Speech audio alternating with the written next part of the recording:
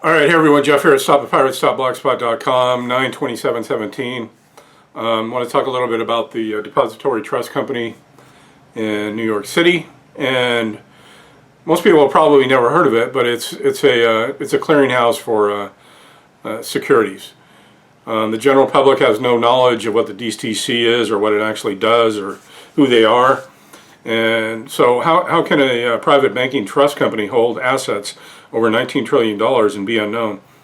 In a recent press release dated April 19th, interesting date, isn't it? 1999, the Depository Trust Company stated, "The Depository Trust Company is the world's largest securities depository, holding nearly $19 trillion in assets for its participants and their customers. Last year, DTC processed over 164 million book entry deliveries valued at more than $77 trillion. You can go to their website, which is, I think is dtc.com, and do some investigating on them. But these are the ones where your birth certificate bonds are all traded. And your birth certificate bonds are probably sitting on some corporation's books in the asset column of their bookkeeping books. But anyway, I want to talk a little bit about accepted for value. So usually when you do an A for V, they send you a statement. You would text in red, and then you would write the A for V in red, and then sign it in blue. This is a set-off contractually. It is a contractual administrative process. And the administrative process is really, I think, the most important thing. And this is how the IRS works. Because the IRS isn't actually licensed to do business in any state. But they're not doing business with you personally. They're doing business with your straw man, which is a resident of the District of Columbia. Right? That's where it's housed. And if you use a zip code, if they send you, IRS sends you a letter addressed to your all caps name and use a zip code, the zip codes denote a domicile within the the District of Columbia. So the whole thing's kind of a smokescreen on how they do it. But it's not you. They're tricking it into it's you, so you'll go ahead and pay it.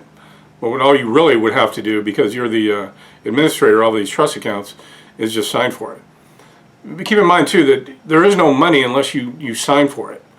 Because they're all corporations, they're all dead entities. They have nothing without you, without your signature.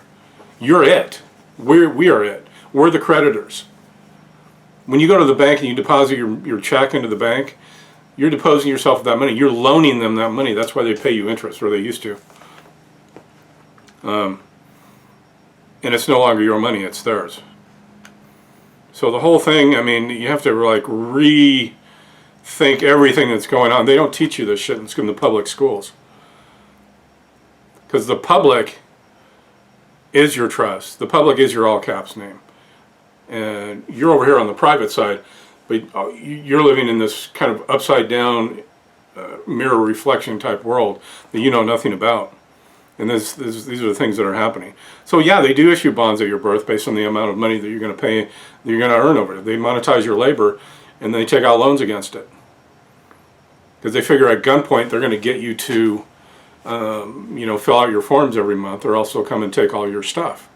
They'll take your car, they'll levy your bank account, they'll do it all. Why? Because you contracted with them. And anytime you do that, you give up all your constitutional rights. But anyway, so it's basically a set-off. It's a contractual administrative process. I'm getting back to the administrative process. They send you a notice first, and then they send you your first statement, and then you give you 30 days to respond to that, and then they'll send you a second notice, and then they'll send you the final notice, and then they can go even further than that and go to court and get a judgment. But usually that's enough to get their judgment, basically, and then file liens and levies and all that kinds of stuff. And all companies do it, but and you could do it too. That's kind of the good thing about it. There are remedies out here that we need to find out about. So anyway, the administrative process, if you go to stopthepirates.blogspot.com and get my information, I have fantastic administrative process basically already ready to go. So basically, if a utility or any other account is established, 90% of the time they start the account with your Social Security number and your signature.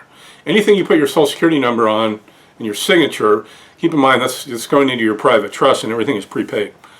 So anyone within Social Security number is already entered into the depository trust company.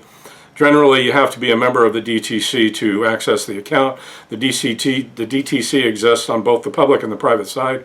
To get into the DTC on the public side, you use the Social Security number, and on the private side, you use the bond number, which is the number, the letter, and the 8-digit number on the back of your Social Security card.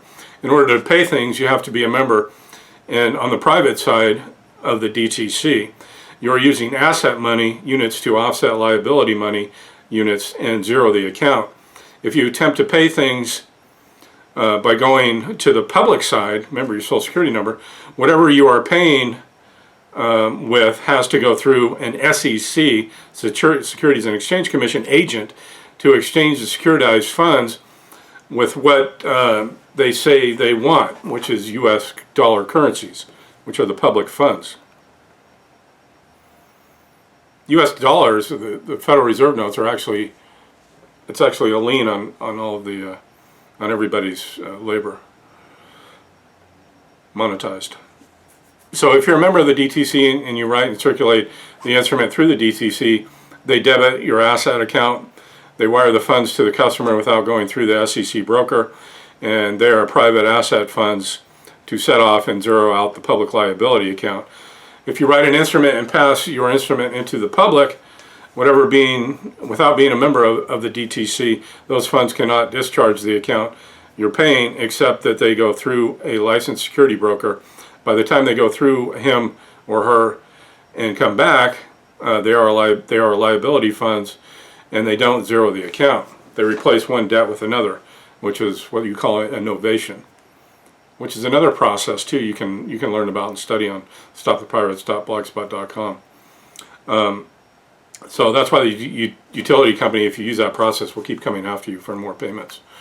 So you're not on the private, basically. So on the public side, you cannot pay it. All you can do is broker and exchange by contract, private to private. So first you have to deal with the CFO of the corporation and in a private contractual exchange. Now by sending these instruments through accounts receivable, public window of the company. Accept it for value and return it for value. We get into that too. There's more information on that.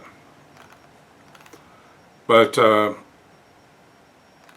whole process is broken down. If you'd like to learn more about it, I'm going to cut it off there because this is my high-def camera and it'll take me a week to upload it. But just go to stopthepirates.blogspot.com. Thanks.